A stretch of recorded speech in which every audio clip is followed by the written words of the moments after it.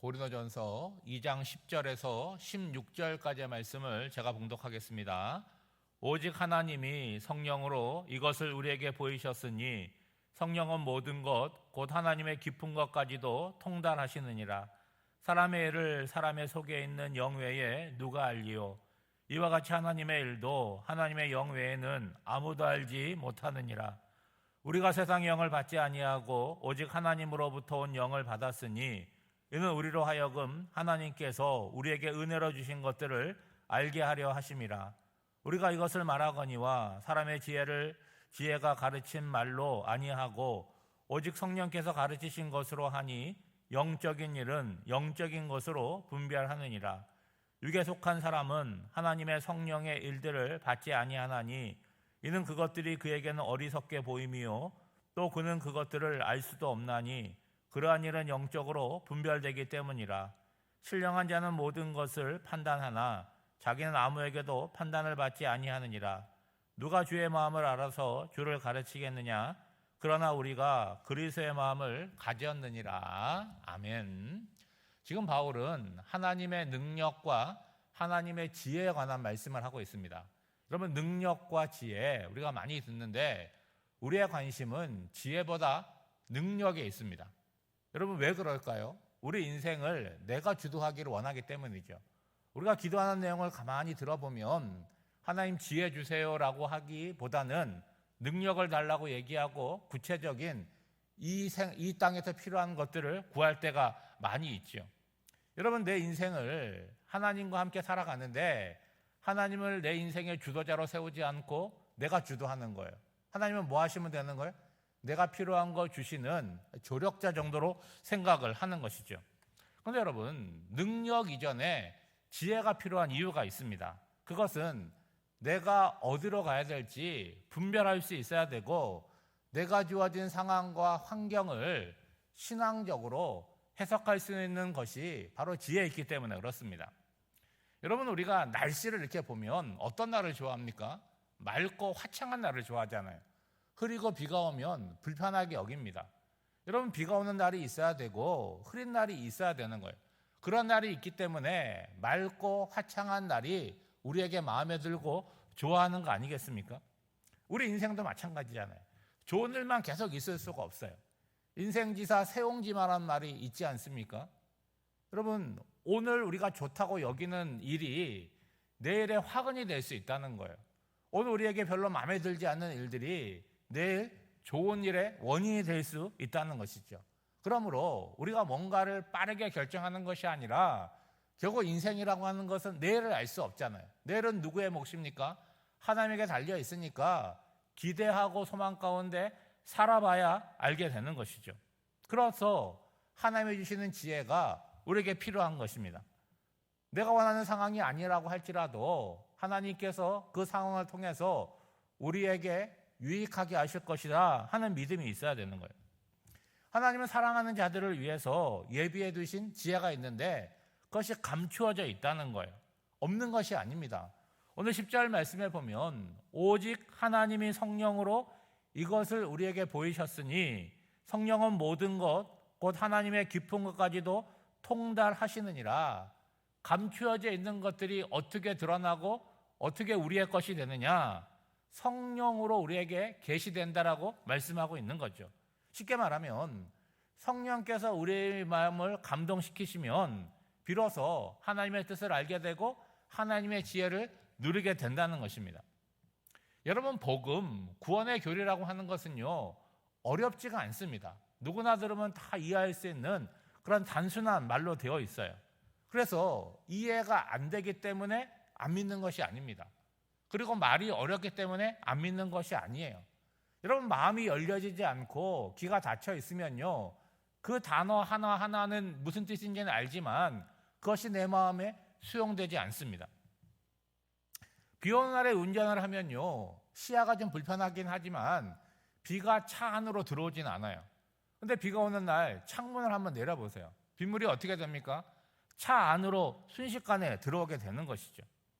여러분, 하나님께서 우리에게 주시는 것도 마찬가지라는 거예요. 문을 열어야 되는데 어떤 문을 여느냐? 마음의 문을 열어야 되고 귀를 열어야지만 비로소 귀로 들어오고 마음에 남게 되는 거예요. 바울은 지금 이상한 얘기를 하는 것이 아니잖아요. 우리의 상식을 따라서 우리에게 말하고 있는 거죠. 생각해봐라. 너가 머릿속에서 마음속에서 생각하는 것을 누가 알겠냐? 아무도 알 수가 없다. 여러분, 말해야지 알지 말하지 않으면 다른 사람이 어떤 생각을 하는지 우리가 어떻게 알겠습니까? 마찬가지로 하나님의 생각도 누구만 안다는 거예요? 하나님만 알고 계시다는 거죠. 당연한 말 아닙니까? 여러분, 함께 사는 가족끼리도 우리가 물어보잖아요. 뭐가 먹고 싶어? 뭐 해줬으면 좋겠어? 왜 그래? 물어보잖아요. 여러분, 몇십 년을 살았는데 왜 탁 보면 모릅니까? 알 수가 없어요. 무슨 생각하는지. 그러니까 상대방이 내 생각을 알기를 바라지 말고 말을 하셔야 됩니다. 여러분, 말씀을 듣는 것도 마찬가지잖아요. 여러분, 말씀을 듣는 것은 하나님의 생각을 듣는 거 아닙니까? 우리가 기도하는 것은 우리가 궁금하게 여기는 것들, 하나님과 관계 속에서 하나님의 생각을 여쭙는 거잖아요. 그러니까 말씀을 듣는 것과 기도하는 것이 신앙생활 속에 따라와야지 하나님의 마음을 알고 하나님의 뜻을 알게 된다는 거예요. 근데 여러분, 부부가 오랫동안 함께 살면 100이면 100 다 물어봐야 됩니까? 그런 건 또 아니잖아요. 어떤 것은 물어봐야 되지만 어떤 것들은 또 알고 있는 거예요. 뭘 알고 있습니까? 이 사람이 뭐 좋아하는지는 알고 있잖아요. 그래서 좀 힘들어하고 좀 그러면 그 사람이 좋아하는 음식을 만들어 주기도 하고 그렇잖아요. 어떻게 압니까? 그 사람의 말을 눈여겨 듣고 오랜 경험을 통해서 뭘 좋아하는지를 관심을 갖고 보기 때문에 아는 거죠. 그 근본에는 뭐가 있습니까? 사랑이 있고 관심이 있는 거예요. 여러분, 12절 말씀해 보면 우리가 세상의 영을 받지 아니하고 오직 하나님으로부터 온 영을 받았으니 이는 우리로 하여금 하나님께서 우리에게 은혜로 주신 것들을 알게 하려 하심이라. 우리가 살아가는 곳은 천국이 아니고 세상입니다. 그런데 우리는 하나님을 믿으니까 누구에게 관심이 있어요? 하나님에게 관심이 있다는 거예요. 그러니까 하나님을 생각하며 살아가는 거죠. 인생에서 어떤 문제가 있어요? 중요한 선택의 순간이 있을 때 누굴 생각하는 거예요? 하나님을 생각하는 거예요. 하나님께 어떤 선택을 해야 될지 물어보기도 합니다. 그것이 바로 하나님으로부터 온 영, 무엇입니까? 성령을 이야기하는 것이죠. 여러분, 특별한 사람이 그런 것이 아닙니다. 어떤 일들을 하나님께 여쭤보고 성령께서 우리에게 내주해서 역사하는 사람, 그 사람이 신앙인이고 그리스도인이라고 하는 거예요. 그러니까 어떤 일을 선택할 때 세상적으로 유불리와 이익과 손해만 따지는 것이 아니라 하나님 앞에서 깊이 생각하는 거죠. 그래서 때때로 고난이 오고 어려움이 와도 원망하거나 불평하는 것이 우선이 아니라는 거예요. 하나님 앞에서 생각하고 묵묵히 인내해 나가는 거죠. 왜 그렇죠? 그런 고난과 어려움조차도 하나님께서 나를 통해서 이루실 일이 있음을 기대하는 것입니다. 오늘은 힘들고 괴롭지만 그런 일들이 장차 나에게 유익함이 될 줄을 믿고 기대하는 거죠. 그래서 여러분, 오늘의 시점에서 내가 살아온 신앙의 여정들을 생각해 보면 여러분, 한 단어밖에 떠오르지 않잖아요. 감사한 거 아니겠어요?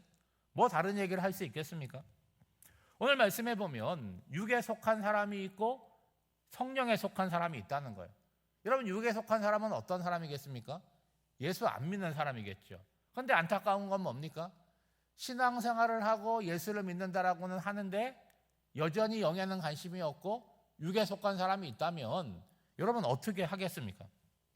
14절 말씀해 보면 육에 속한 사람은 어떠냐? 하나님의 성령의 일들을 받지 않는다, 그렇게 말을 하고 있습니다. 그 이유는 뭐예요? 세상의 지혜, 세상의 방식으로 볼 때 하나님의 일들이 이해가 되지 않는다는 거예요. 또한 어리석어 보인다는 거죠. 제가 쉬운 예를 하나 드리겠습니다. 여러분, 우리가 주일을 맞이하잖아요.